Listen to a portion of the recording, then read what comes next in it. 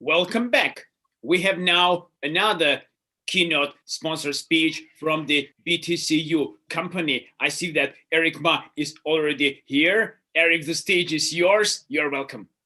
Great. Thank you so much, Sergey. It's a pleasure to be here. The topic I would like to discuss today is the topic of changes. And just to introduce myself, I am Eric Ma. I'm the CEO of BTCU. And this keynote speech is not based on, it's not going to be totally based on BTCU because, we don't want you guys just to listen a whole spiel about that. Although at the end, I will share a little bit about it because I'm really excited about the project. So as far as changes goes, I think it's a topic that everyone, it's very general. I think it's a speech that basically will involve everybody because there's changes in every aspect of our lives. So, some of the things that involves changes is changes in leadership, right? As we've seen in the last few years and always, 100 years before. And it often brings changes, whether if it's a government or a company, it will bring changes to these and affect our lives. Changes in the way that we use money, going from bartering back thousands of years ago, where they're trading food with goods, to trading shells and blocks of salt, to be using coins, cash, and then credit card. Credit card was quite revolutionary, and then now the real revolution is cryptocurrencies on blockchain. Changes in my life. So I think I come from a background that's different from a lot of people who are either from the tech industry or from, the financial industry. Not all, but most are. I actually started my career as a landscape architect in the United States and did that for 10 years. I loved it. So I'm quite a right brain kind of a person. So design was definitely part of my nature. However, when I made the move into Asia with my family, landscape architecture is not really a huge industry in this space. So over here, so I had to shift careers and I got involved in HR, human resources, which was interesting.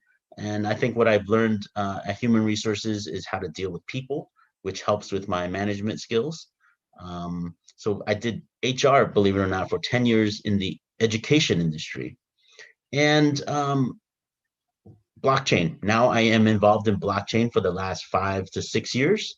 And I think that's been the most exciting in my life because it's kind of fulfilled a dream in that, I missed the internet bubble, or I shouldn't say bubble, but internet's boom. And, having missed that, I always had a slight regret of like, I was kind of old enough. I have friends that I went to school with that, now they're millionaires and because they got involved in the internet boom. So now being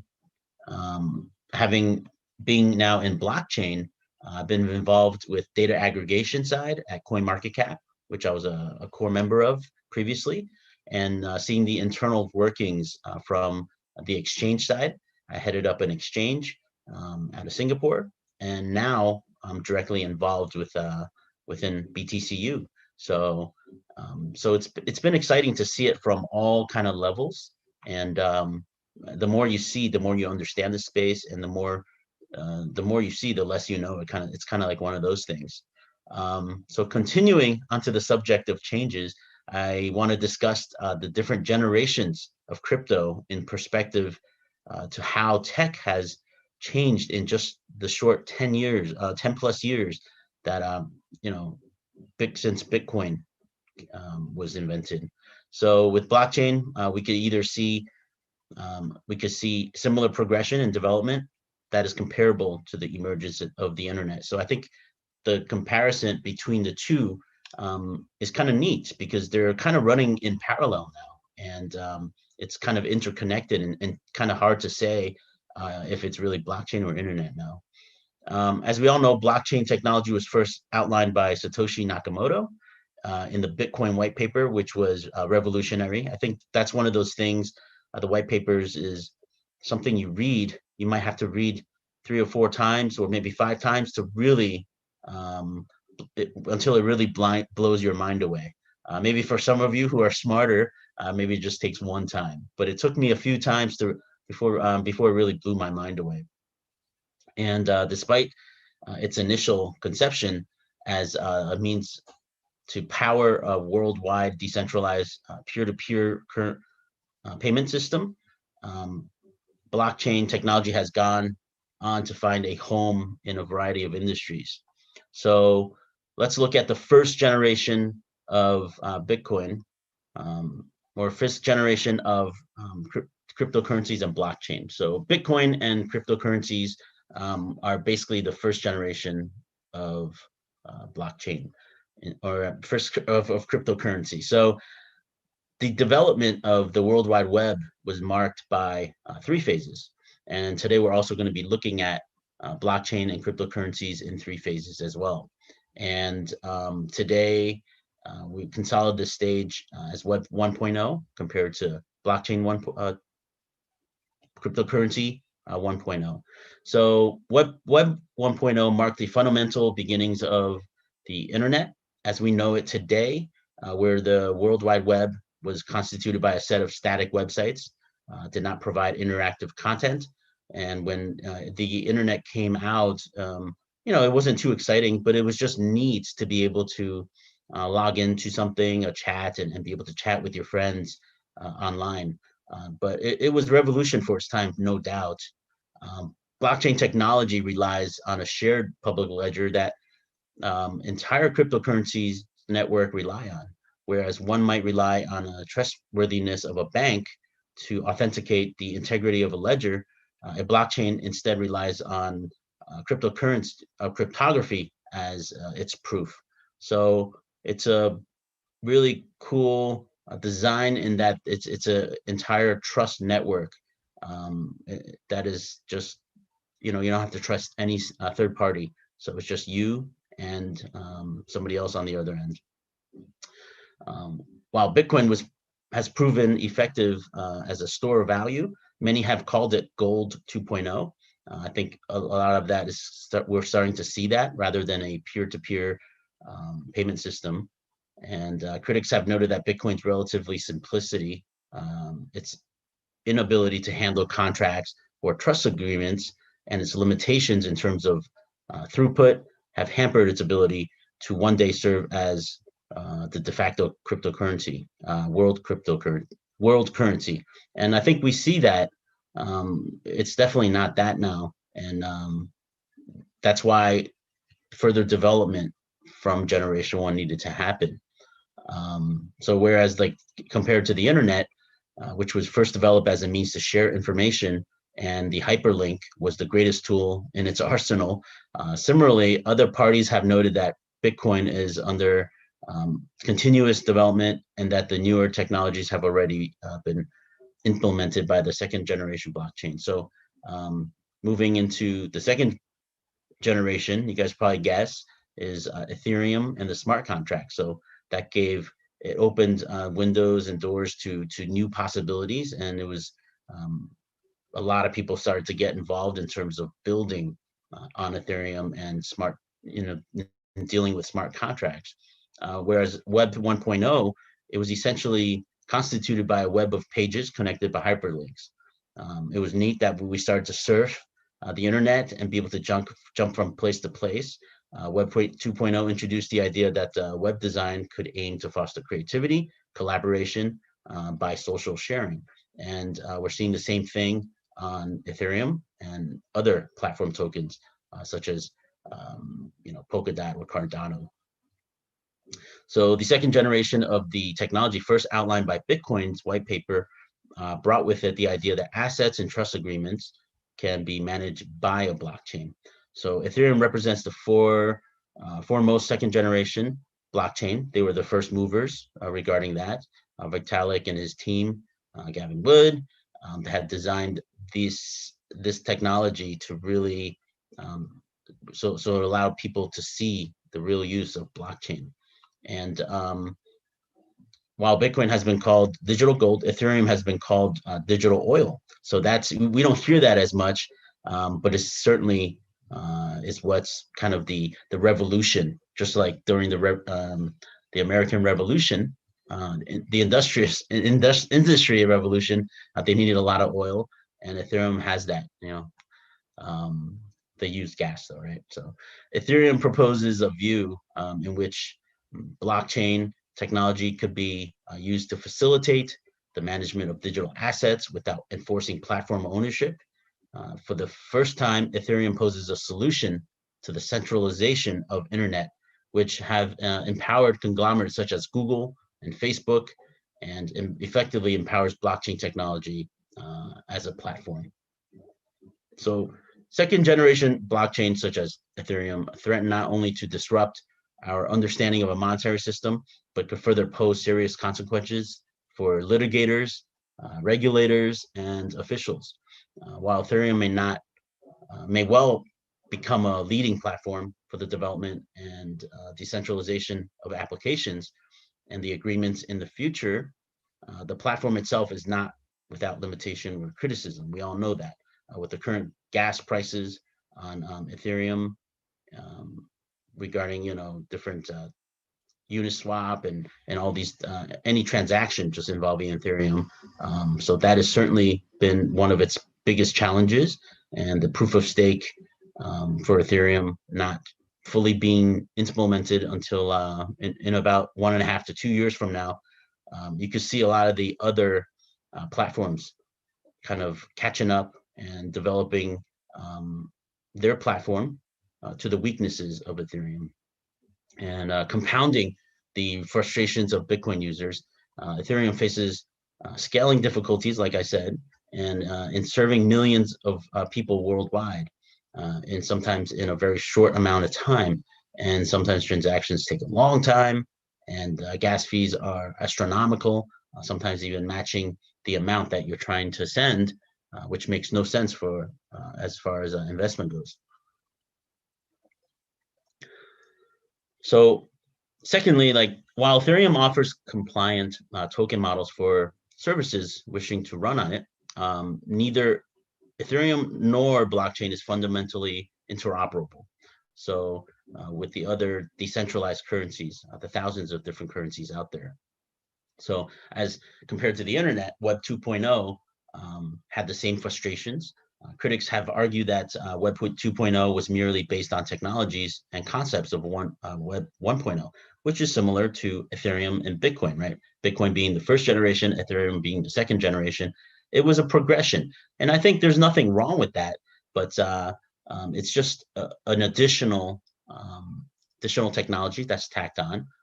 It's a good thing. I think industry building technology, it won't happen overnight. It's gonna, like Ethereum is going through its troubles and challenges.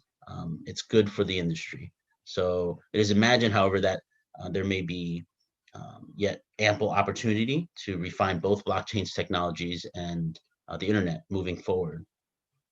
So basically, we're at Web 2.0 in our current space, and but however, our blockchain is you're starting to see it move a lot faster. With the third generation of crypto and Web 3.0 just around the corner, it's expected that the continued development of the web and the platforms and applications that might run on it will field what might be titled the intelligent web.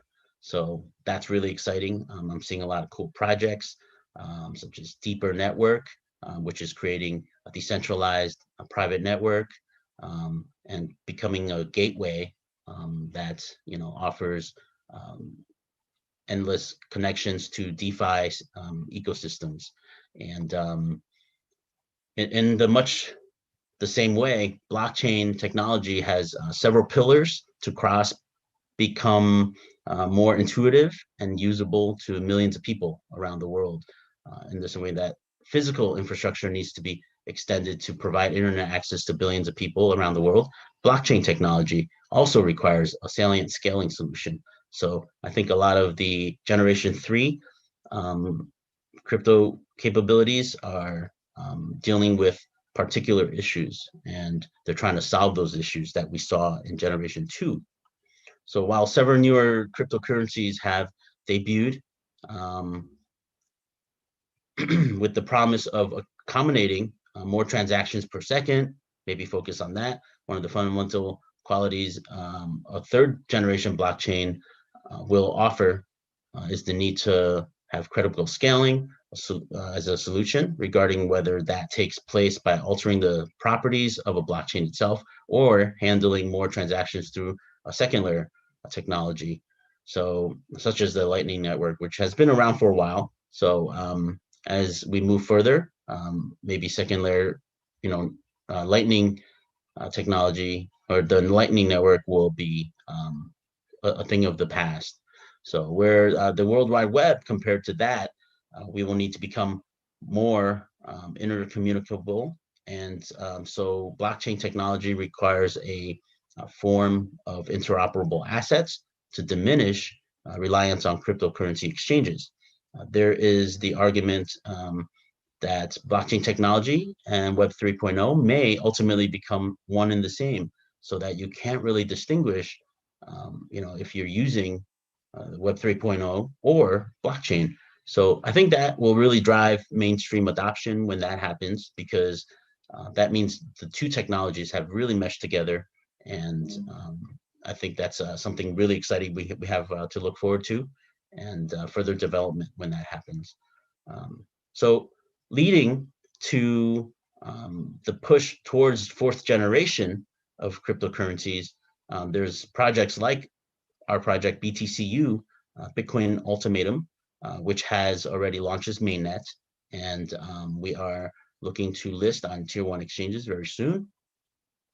So where internet requires an open and secure platform to power a more intuitive experience, blockchain technology might be able to provide an open, immutable, and decentralized platform to power future transactions and applications on the internet.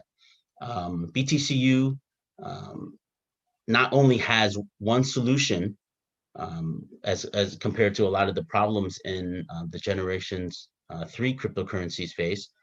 It's actually a combination of many solutions into one. So one of the things that BTCU really accomplishes is it deals with the energy efficiency of the mining aspect. So on BTCU, the mining efficiency and the power, because that uses a different consensus mechanism, it's a decentralized UPOS. So it's a ultimatum proof of stake. Very little power is consumed when you mine. So as compared to Bitcoin, which is not very sustainable and super heavily reliant on power in order to mine. We also focus on the low transaction speed issues, and so on BTCU, our transactions are very high. It's over 10,000 basically transactions per second, which is faster than any credit system out there, like MasterCard, Visa. Their maximum is about 12,000 transactions per minute. So we're set up to do amazing things. So that's a combination of two solutions, the power use and then the transaction speeds. And then the last thing is the capabilities to scale and fraud detection.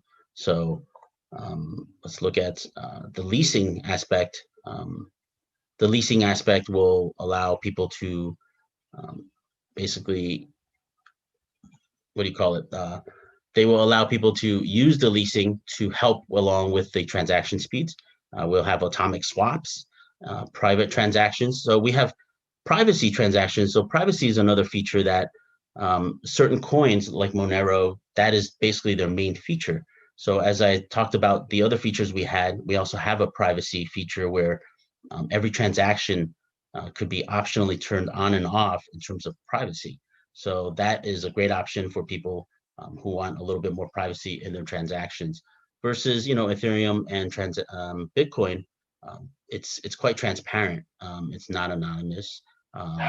So these are problems that we face. And of course, the smart contracts feature. We have smart contracts. We can build an entire ecosystem. We've built a great, basically assets. We can tokenize assets, and we're connecting to smart cities and tokenizing real estate that will allow future dApps. It could allow our platform directly to purchase real estate and any asset, online and through the blockchain securely through a smart contract. So without further ado, thank you for having me here. And if you want more information on BTCU, feel free to visit us at BTCU.io. And it's a pleasure to have you watch, and hopefully one day we'll get a chance to meet. So thank you very much. Thank you, Eric Ma. I want to remind you that this is our sponsor of this event, here it is, Digital Week Online, the company BTCU. Stay tuned. We'll be back very soon. Thank you.